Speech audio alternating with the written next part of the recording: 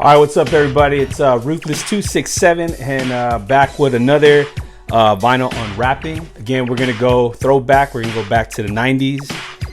Take you back to the West Coast, the gangster rap era, and the West Coast was on top. We got today a Death Row Records release, the Dogg Pound's Dogg Food album.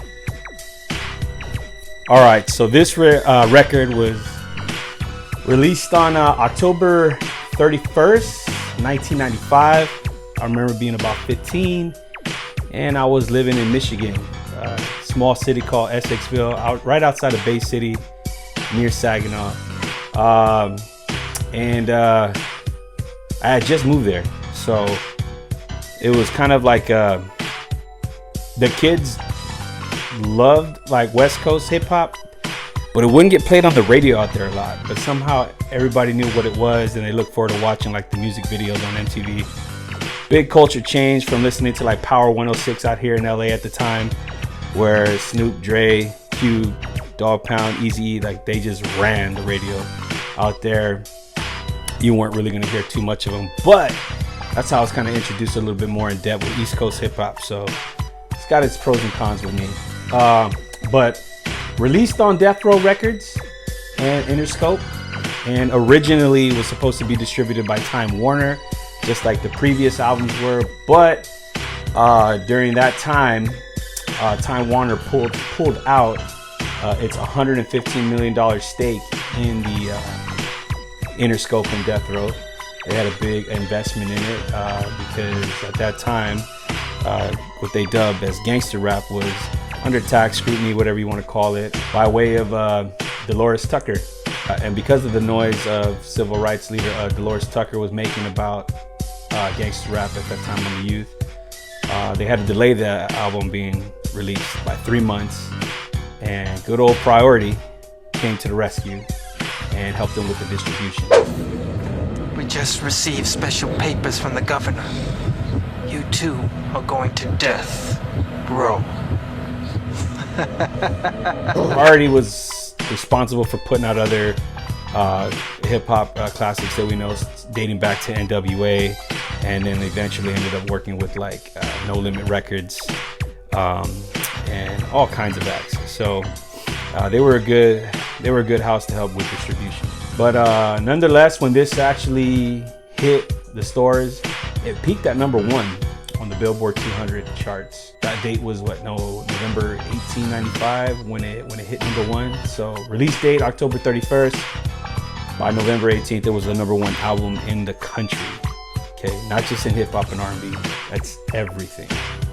All right, so a lot of controversy behind the album. So yeah, it's only right that a Death Row record would go number 1. They were all going number 1, starting from The Chronic, Doggy Style, Murder Was the Case, to now this. It was just how it flowed back then.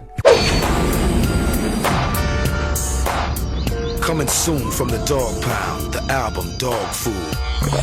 Straight from Death Row, where everything is off the hook. I really enjoy it, and I'm looking forward to the type of record vinyl it is. There's like 2 different versions out there, and there's like one that I really had to have bass, even with this sticker. There's just 2 versions out there, and I'll show you a side by side on those, but we'll see what happens. Went ahead and got it from iMusic. It's a record store company based out in Denmark. So this was shipped to me overseas. This is a limited edition record store day Oceania blue 2 LP on 140 gram. It was a Black Friday release for November 2020, and again that date was November 27th 2020. And again, 2 versions out there, really banking on the fact that we get the one that I'm really looking for. It's kind of got like a blue splash water. The other one kind of looks like a turquoise marble. So let's go, fingers crossed. All right, here's the back. From the back of the old CD and the tape. Now I will say that I've noticed the The cover, when you zoom in, it's kind of a little low budget. It looks like if they didn't have access to the original artwork, it's like they found one on a smaller scale, enlarged it, and it's very, very fuzzy. You would think that this was like a bootleg from like a swap meet or somebody's trunk, but I did my research. Even though mine's is from overseas, even those that bought it in the US at a record store on Record Store Day, Black Friday, they're all slightly fuzzy. Even on the back right here on the CD, I'll show you a picture of that one too. It was more scenery of the prison, and you saw more of what's going on. And on this one, they seem to kind of like a focused, particularly on the dogs watching TV and just this part. And so when you enlarge it, again, it got real fuzzy. And then even too on old vinyl press releases, you had like 2 columns of the names, but here it's just all one block. So, but I bought it for the vinyl, not so much the quality of the artwork on the outside. So that's really going to be a pet peeve for you if that makes or break. But you know, from a distance you can't really tell. But for us who know this album, yeah, there's a difference.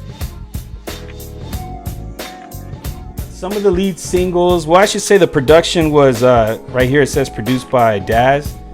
You know, though Dr. Dre was like Death Row's top producer, the album was mostly produced by Daz.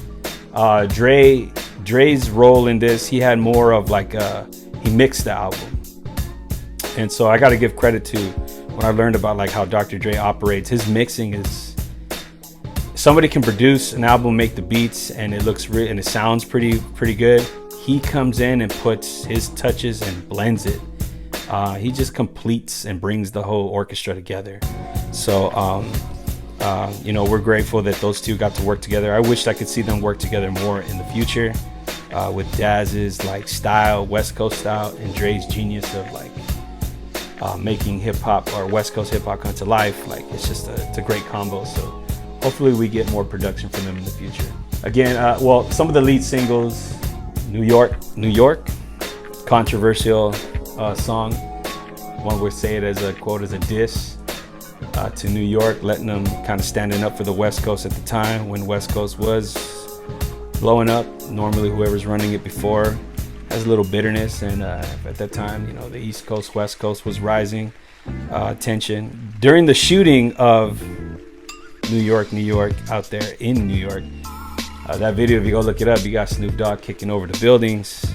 They're just letting it know that the Dogg Pound is, the West Coast is in the house. And Corrupt's flow on that whole album, on that whole song, is just like a lyrical assassin. Like it's basically telling New York, I can hang with the best of them. Don't throw me in a cypher. Don't put me in a battle, because I'll tear you to pieces. Corrupt led that whole track. So he just New York. And so he's out there, and the story goes about Biggie being on the radio, Notorious B.I.G.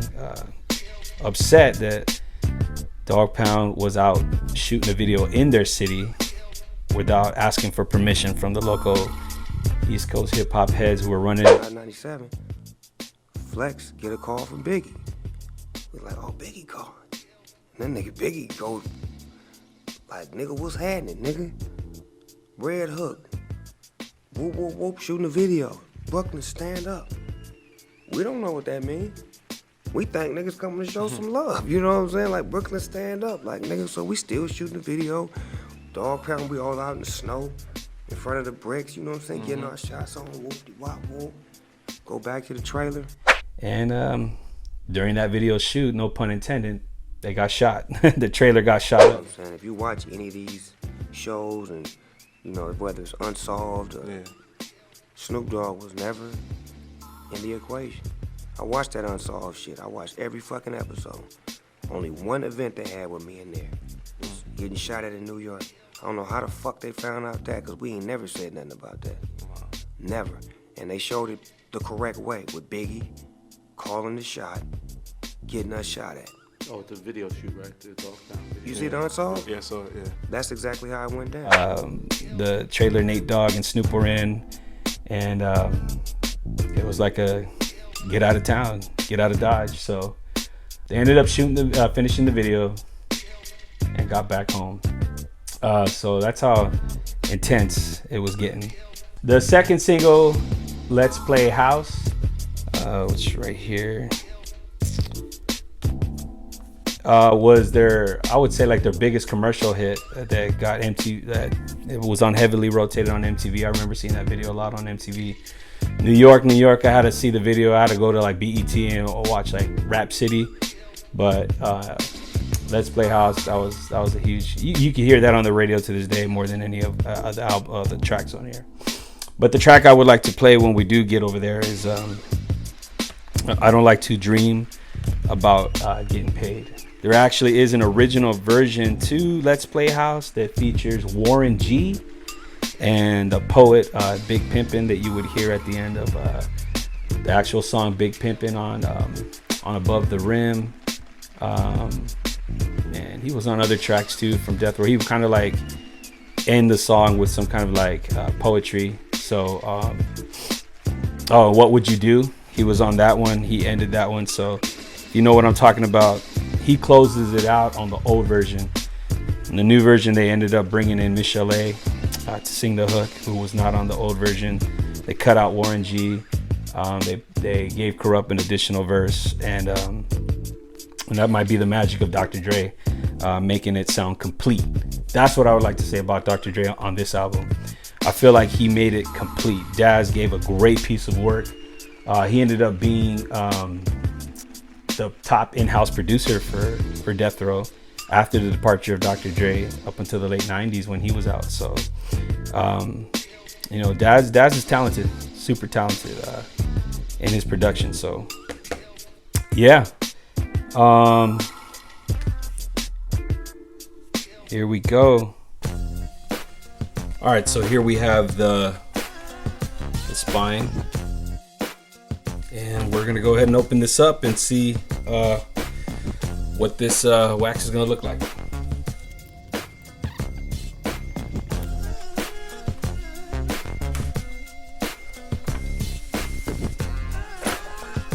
Got the cool artwork.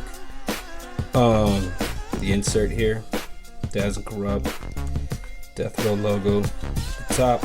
I remember this in the CD. This would have been like when you opened up the CD. 100-pound paper. Yeah, who the executive producers are: Suge Knight, Daz. Their take on the Last Supper with all the Death Row artists. Writers, producers, people who are recognized for contributing to the album. On every song breakdown. And let's take a look at this vinyl here. Oh, wow. That is awesome. And this is the one that I was truly looking for. There are two versions out there. And yeah, this is the one that I was really trying to get my hands on. I mean, it was a mission, talking to all kinds of people on Discogs, reading reviews. A cousin of mine has this vinyl as well, and it looks totally different. I'll share that picture later on side by side. And here's the second LP.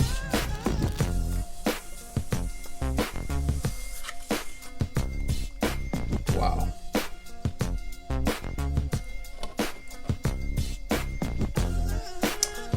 All right, let's go admire this bad boy on the wheel of steel and check out the joint I Don't Like to Dream About Getting Paid.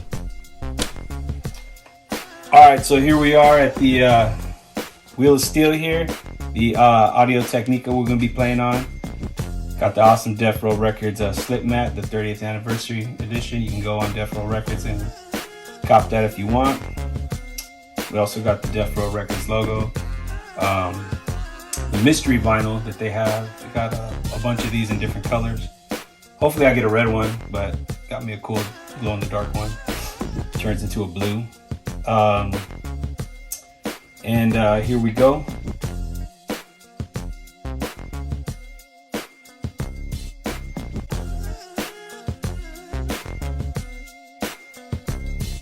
go ahead and clean it off. Again, we use Big Fudge cleaning kit for beginners like me. I turn it up to 45 so it spins faster. And then you see all that's a lot that came off. So, all right, so what we got is I don't like to dream about getting paid.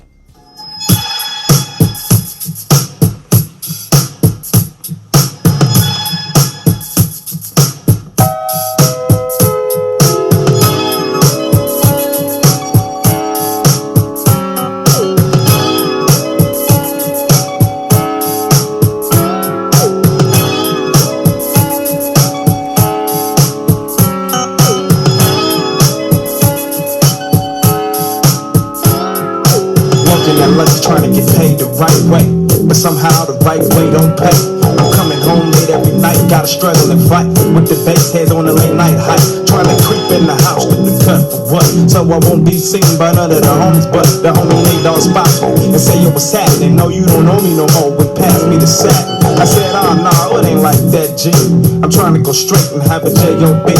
You need to quit that faggot ass job, that's what he said. Show me this grip and took some satin to the head. Damn, that nigga had at least 2 G's, and he was clocking it with so much cheese. I told him I was gone, so I'm headed in the house. Everybody knocked out, so I'm locked out. I go back to the front where my homies is hanging at. They offer me a heavy sex so I can start slaying that. They say you ain't no hustler, I say don't doubt it. Hold that thought and not think about it.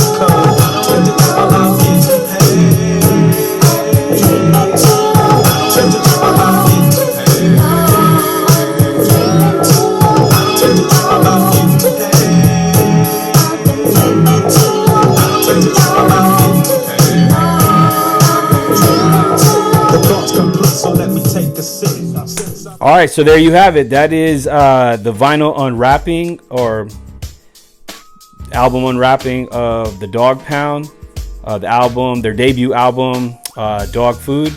Again, released in 1995 off Death Row Records. This is the limited edition Record Store Day, Black Friday Record Store Day release on this, which I'm very fortunate. I'm glad this is the version I wanted. Oceania Blue, 140 gram. Again, I'll showing you that picture of what the difference is from the other ones. This is probably my favorite looking vinyl that I have in my collection. I might say that right now. Yeah, and I hope you enjoyed that little joint that we just played right now. I don't like to dream about getting paid.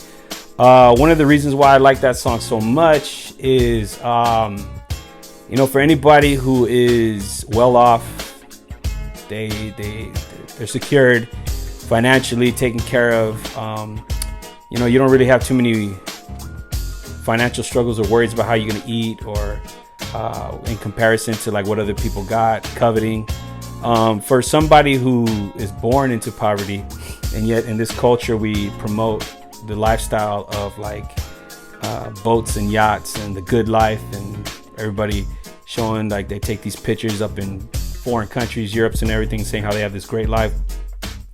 That's kind of like a shove in the face. So what makes you think that everybody, anybody's not going to want that lifestyle? So we all have gone through that kind of like phase where we want what we see because other people have it. And so you try to go the straight route, kind of hard when a lot of things are stacked against you. And again, many could argue like it's easy until you're in that position. So you got to feel for it. I don't like to dream about getting paid. Talks about how trying to go straight, it doesn't work out when you actually see like all the people living the way they do. And again, like what I like about hip hop as well, the right type of hip hop is it also talks about the destruction of like what happens when you overdo it and oversaturate it, when you let greed consume you.